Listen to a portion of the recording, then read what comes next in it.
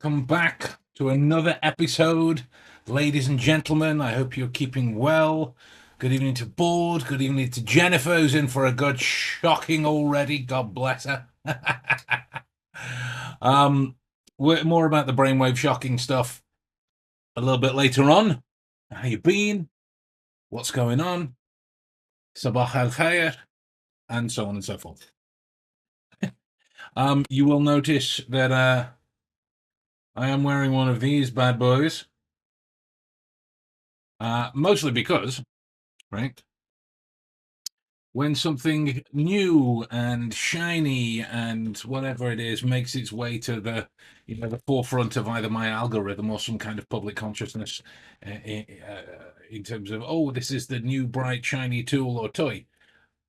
I'm one of those people it's all very well and good reading about it. It's all very well and good, um, going to the studies and the books and the angry people and all of this type of thing. But I would always rather have a go. I would always rather have a go myself. And so it's one of these magnetic strips. Now, the magnetic strip being something that aids the nostrils, the nasal passages in opening, and the kind of benefits in that. I mean, are myriad. There's the nose filters out dust, allergens, and other particles to try and prevent them from entering the lungs, which mouth breathing does not. Um, the nasal passages warm and moisturize inhaled air, making it easier for the lungs to use. Nose breathing releases nitric oxide, um, which widens blood vessels for oxygen circulation. Nose breathing, I believe, it's 10 to 20% around that kind of area. I'm not entirely sure of the exact number. 10 to 20% better oxygenation compared to mouth breathing. Lung function, the additional resistance from nose breathing leads to deeper breaths, better lung expansion. There are supports for immune function as a result of the nitric oxide, right? So it's going to help to protect against airborne pathogens, according to the science that exists. Me, I'm like, that's all well and good. Fair enough. That's supportive and explored by other people way smarter than me. But just to kind of see how it is in my life and what it does for me, I'll have a go and see what it is. So that's kind of where we are at the minute. It's this magnetic strip. See if I can take it off.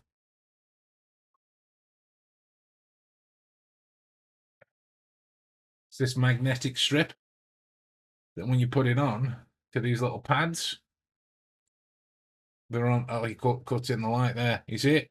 It's like a nose piercing. And it's basically holding your nostrils open further for the cleaner breath that's in there. Wow, you're all blurry now. There we go. Back to HD vision. I mean, you think about it when compared to mouth breathing, other than it being a wonderful insult. Um, are you going to dry out your mouth quicker, which is bad breath risk, tooth decay, gum inflation? If you're mouth breathing, you're obviously bypassing the natural filtration system that exists within there for all of the allergens that it will filter out. Chronic mouth breathing can impact jaw and facial structure. When you look at, there was a book that I found from his name's just gone. Andrew Huberman. Andrew Huberman. Um, it's called Jaws. It's not about the shark, but it's about the epidemic of things within this area and the benefits of nose breathing for your skin, for your health, for the overall functions. Anyway, this is all wonderful in terms of how it pertains to my function within wanting to be able to think, feel, act, monitor, mitigate in the most optimal way possible, regardless of what it is that I'm up to. So I'm having a go. I'm having a go. And so far, I got to tell you, it's pretty good. And I say so far, this is only day number 2. This is only day number 2 on it. So, you know, we'll see. We'll see what happens. Oh, here we go. Board's in. I want to actually use brainwaves today in an AI assignment to compare AI and human earning. Interesting. Interesting. How did that pan out? I had a good chat with some friends of mine the other day about AI, in that when you think about it, it is neither artificial nor intelligent. That was kind of the summation of what we found at the minute. It's um there was a couple of guys in the group who are computer scientists, so they can speak much more eloquently on the topic than I can. I mean, they had to explain it to me, and the kind of main takeaway that I had from the particular topic was it's basically algorithmic learning, right? In the sense that, if you talk about an advert, and then it pops up on your feed or something, gotta get this to help some people close their mouth. Yes, Billy. 100%. 100%. You know, if anything, just to try and stop them talking, unless it's kind of an indirect feedback for me to close my mouth, in which case, um, I'm not going to, because it would make for a kind of quiet podcast. But there we are. So that's kind of addressing the proverbial plastic elephant in the room. Anywho, on towards today's point of discussion, which was um, brainwaves. And I've been operating the study of, within my work, of primarily 5, occasionally 6 different brainwave states that we exist in. We being general humans across all experiences.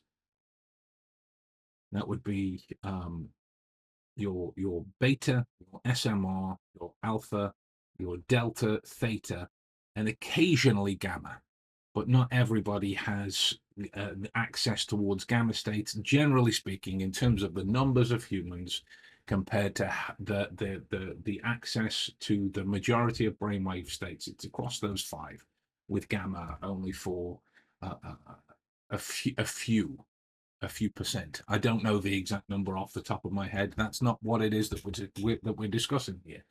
So it essentially, within that, what we learn from how we operate in these different states is that we serve up different functions dependent upon the different brainwave states that we are entering into at these particular moments, right? And it primarily boils down to how fast our synapses are firing. The faster they fire, the more information we're processing. It's not exactly a depth of study on this, right? It's just faster. When you think about the nature of a misalignment between brainwave state and action, and why it's difficult to kind of process the information therein. If you've ever had to turn down your radio to find where you're going, that is the differences in brainwave states there. When you think about it, you are losing your way, you are losing your direction, you are losing your comfort, your brainwave state matching towards the action that you're taking. You're losing those options, and so the comfort level and your ability to concentrate and focus on what it is that you need to do is being tasked. It's being made worse by music or people talking or whatever it is. So the normal, kind of statistically most likely thing that the majority of people do is just to pull over or turn the music down so you can focus and allow your brainwave state to realign towards the action that happens at that particular stage. That's primarily what it is. Um, what brainwave? Okay, we'll put the question on and we'll address that straight away. What brainwave do you use the most during deductions? That's kind of an interesting question because I'm of the opinion that you can't, and it is only an opinion, right? Just to qualify that. And it was like I was saying to the family last night. It's a quote from Lucifer, so I can't accept the sarcastic genius. Opinions are like arseholes. Everyone has one, and so rarely do you want to hear from one. Right? But this is mine on the kind of particulars of brainwave state preparation towards mental tasks. I cannot prepare for every eventuality, given that there are what, over 8 billion of us on the planet now. The odds of me being able to prepare for every situation that 8 billion people could interact with and create as a result, that's an astronomically high number. What I can prepare is myself to be able to face everything given my scope of brainwave access, which is, for me, it's across these six, right?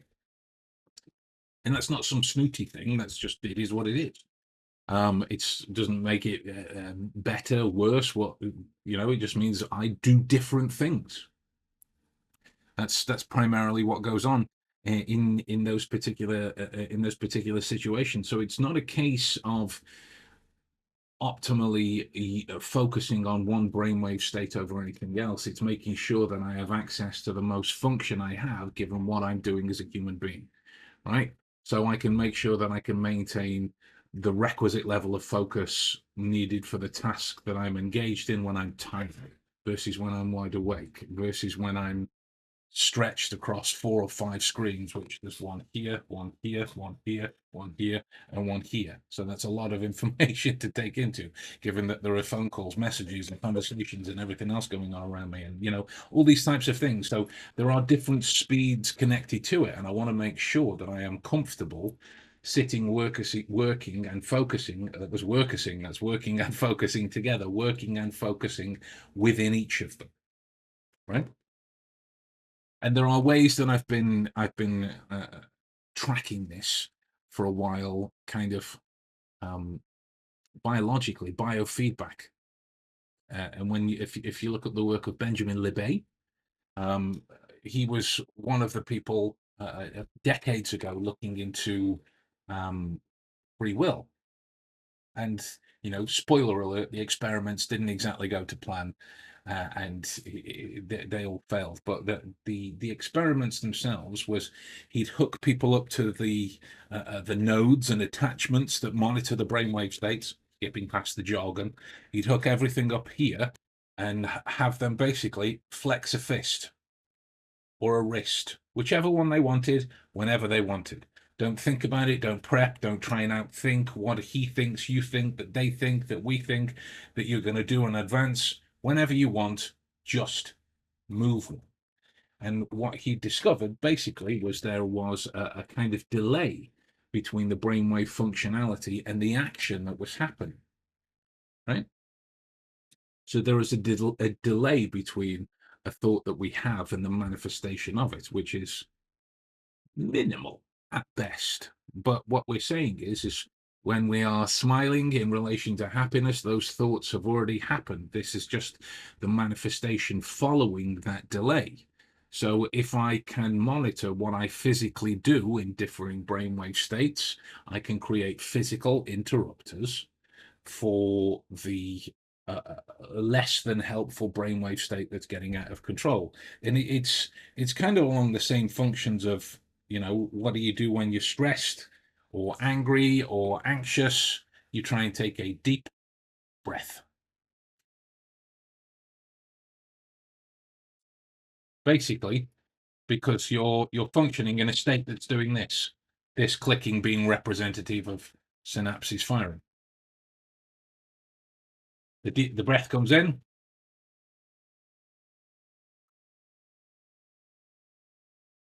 and you're calming it down, right? When you calm down, essentially, you are allowed access to more information with which to compute against what it is that you're seeing in the particular moments that you're seeing, right? So, which is why, when you're getting ready for bed, right, and you're dropping down kind of theta delta wave territory, you'll find that you'll think lots of random things. Did I unlock? Did I lock the front door? Did I turn the stove off? Did I send that email? Did I send that message? And all of these questions pop up because your state's relaxing and opening up a breadth of data that you have access to. The more control you have over your ability to shift during these brainwave states, the better access you have towards cognitive control, cognitive function, and memory, focus, all of these are the things that, there are apparent supplemental help for, and there are, but there are no magic pills for learning a good behavior that, and when I say good, I mean beneficial behavior that would facilitate this growth of focus, so that when you combine it with all of these other things, you are a force to be reckoned with. And the reason I wanted to mention this to you here is I'm going to start a vlog of my experience on a Sense AI neurofeedback unit, and I bought this earlier on today. And now, essentially, what it is. Sorry, I've got eyelashes growing inwards. It's one of the downsides of having long eyelashes and wearing glasses. They kind of scrape across the front of the lenses and meld together. So Sense AI, it's going to use neurofeedback, which allows you to observe, modulate your own brainwave patterns in real time. It's an enhancement for cognitive functions, attention, working memory, these types of things, focus, concentration. The design being, I think on the website it says peak mental performance, whatever that is. My role requires as peak a mental performance as I can bring. Right, I'm only going to make as sharper deductions and be aware of as much information as my brain health allows. So it's a system that's kind of designed to reward brainwave patterns that are associated with improving cognitive function, which allows you to strengthen these neural pathways over time, which is in relation to the neuroplastic development of habitual change regarding whatever it is that you're doing. So here we go. What impact does this have on someone with a condition such as narcolepsy, where chemicals are often causing havoc? Do you mean impact in terms of brainwave state, or this Sense AI neurofeedback unit? All right, cards on the table. I don't know a great deal about narcolepsy. With which to answer that. But my instinct, based on what I know about the chemical balances in your body, is that brainwave health will only regulate one or two elements of those. Right. So, like, if you think about it, it's easy to regulate, well, rather easier to regulate a cortisol through your brainwave health and brainwave control, because you're essentially having more influence over the links between the functions that govern your emotive influence based on what it is that you're doing, which of which cortisol can be a byproduct of. So I would say, and it is only me going, I reckon so. So take that with as much pinch of salt as you would like. Do further research on it yourself, because I am maybe 10-15% in terms of confidence on that. So make of that what you will. But yeah, since AI itself, it measures event related potentials, electric signals generated by the brain in response to specific stimuli, right? And the kind of guiding light behind this is in analyzing your ERPs. The system can assess your brain's processing speed and function, and then provide personalized training to optimize cognitive performance and offer you insights into your attention, your memory, and your kind of sensory perception on this. There was a great paper on the topic. It was called Sensory Processing, Sensitivity, Memory, and Cognitive Training with Neurofeedback. I think it was in Behavioral Brain Research. Right? I believe it's available online. But if you get the supplements anyway, you'll get all of this as a connection to it. Basically, sensory processing sensitivity. I think the abstract says it's a biological trait connected to your awareness, and your awareness of how you respond to things within the environment that you're in, which is a connection to how you're cognitively processing the environment that you're in, right? A few of the studies in the early stages, it was more, I'm going on the links that I made in relation to it, the links in here.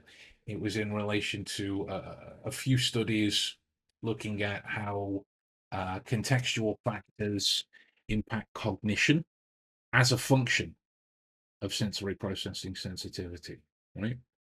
So the study examined whether or not the sensory processing sensitivity, it was just called SPS in the doc, whether or not it's associated with differential changes in cognitive function from participation in a 4-week app-based cognitive training program with neurofeedback, right? And the whole thing kind of transpired, and the results. How would you describe it? I'll let you find the paper, right? Because in my head it's a table, and I have no way of drawing the table for you to show you, right? Essentially, I'm going to be using this as a journey to see how well it works, to see what it does, because I'm working with some guys at the minute, several confirmed geniuses from around the world in fun areas for development of what it can do, what this specific area of our grey matter can do, right? So when I looked at this sense unit, it's a combination of a bunch of technologies: neurofeedback training, heart coherence training, um, transcranial photobiomodulation, right, light stimulation, brain function performance testing, meditation training, right, which I'm particularly interested in because I can't normally meditate. Right? I know how to. I just don't really want to sit still for that long. I don't really want to do it. I'd rather get up, go and work and think and move and think and do whatever I need to whilst wandering around. Either that, or I just need a stronger source of Ritalin. um, so the research on this neurofeedback system, it's still emerging, right? Which is why I'm kind of going, well, I'll try it out. Right? What's the worst that can happen? Nothing is the worst that can happen. It will be a waste of money is the worst that can happen. But at least I'll know something more about my function and the work that I've been doing, right? So essentially that's what I'm going to do, is I'm going to bring you guys with me on this journey to see how, if, when, what is used to develop our memories more directly. I know that there are some memory experts like Dominic O'Brien that's made good use of these devices in the past, but that's not to say that the elements are transferable, because my work in relation to memory is worlds apart from the work of a memory athletes, from the mental athletes, right? They get to you got just phenomenal feats involving hundreds of bits of information in very short spaces of time, but they get to put sound cancelling headphones on. Some of them even going as far as to wear blinkers. We can't do that. Right, when you're out working, talking to people in your various investigative practices, if you were to just slap these on and your blinkers so you can pay attention to them, there's all area of the information that's been killed there. So it's uh, from the research that is available, it's indicating that neurofeedback training can potentially improve memory and cognitive function. But I like to think that my memory and cognitive function is already pretty good, right?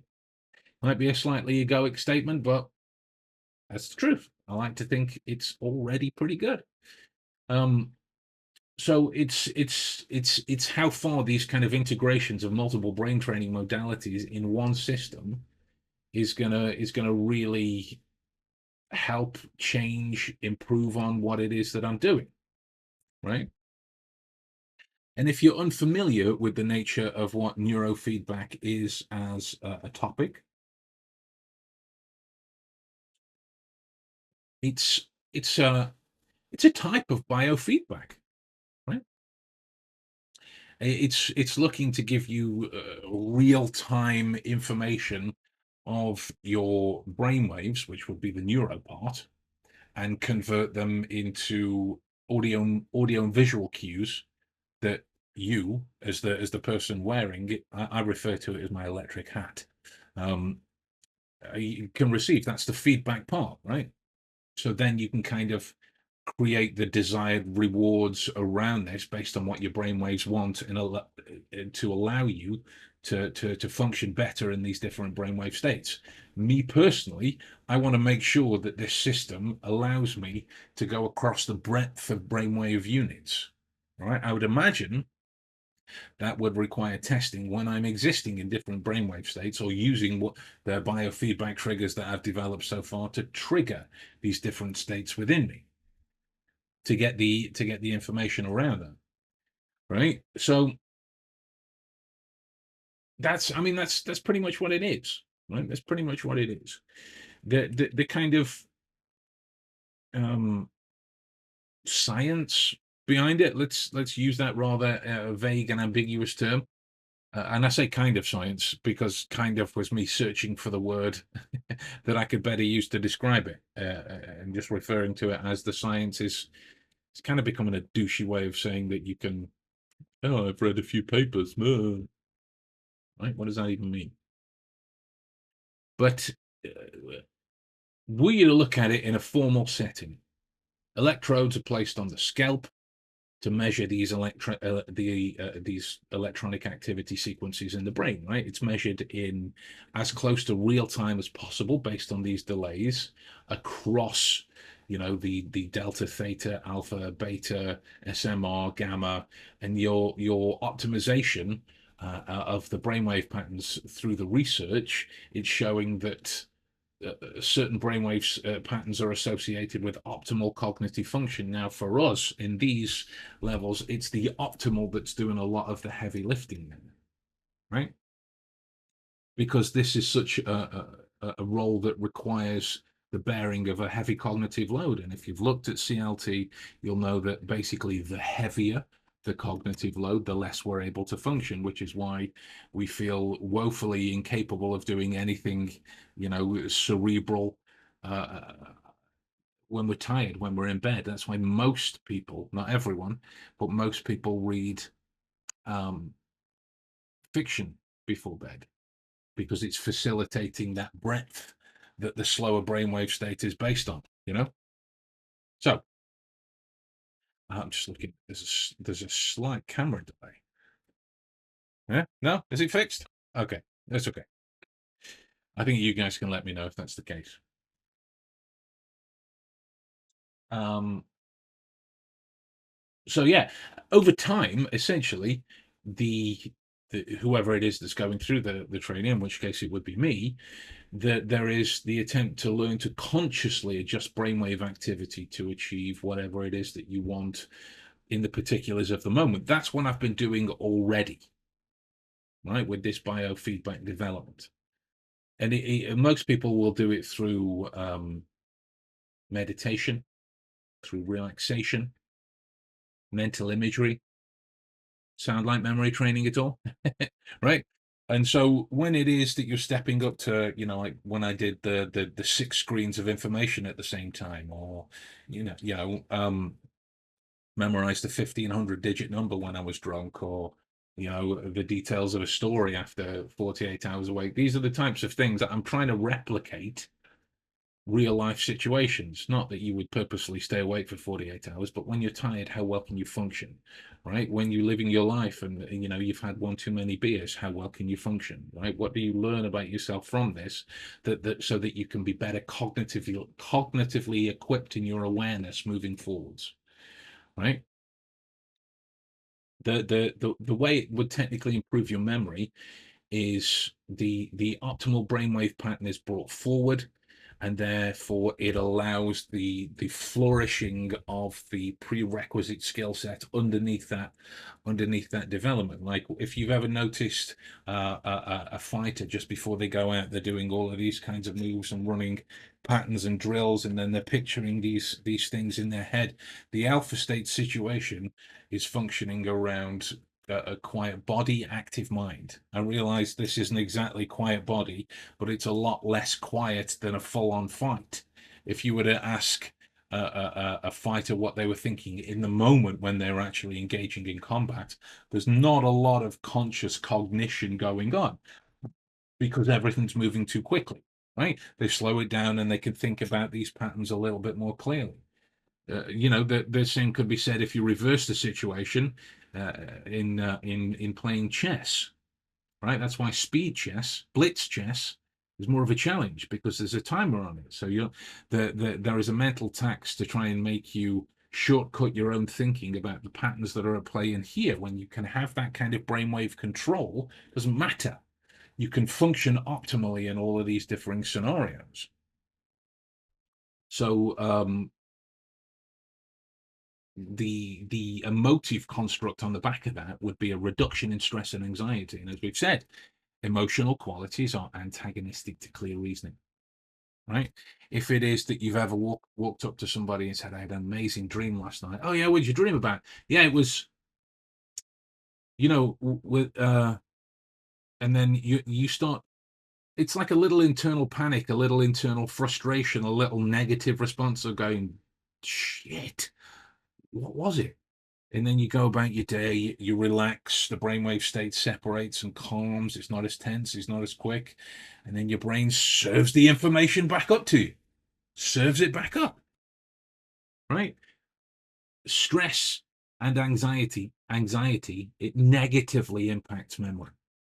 So a reduction in stress and anxiety stands to reason there would be a corollary that it would improve your memory along this. Better sleep, which is connected to breathing patterns as well. You'll find, like, because I'm quite a big guy, especially across here. So when I lie on my side, and I do, if it is that I haven't got the right pillows or I'm in the right position, I'm having my arms close off my ability to take a good, deep, full a full breath to allow the oxidization of as many different areas as possible to allow that relaxing position, right? Whoever woke up in the middle of the night because they were so relaxed? I would argue nobody. You wake up because you're uncomfortable, or you need the bathroom, or you got a headache, you moved uncomfortably, your arm went dead, whatever it was. So your sleep quality is crucial for memory consolidation and the learning that goes on based on your interactions and your integrations through the day. Connected to that is your aptitude for neuroplasticity, right? Neurofeedback, it's shown signs that it might stimulate the growth of new neural connections, which is a way to enhance your learning abilities, right? And this whole thing is to say that it's starting to sound like a an accelerated learning platform, which I suppose in one sense it kind of is. But that's one of the products of what the skill set of Sherlock Holmes is based on, is an accelerated learning of your environment, an accelerated learning of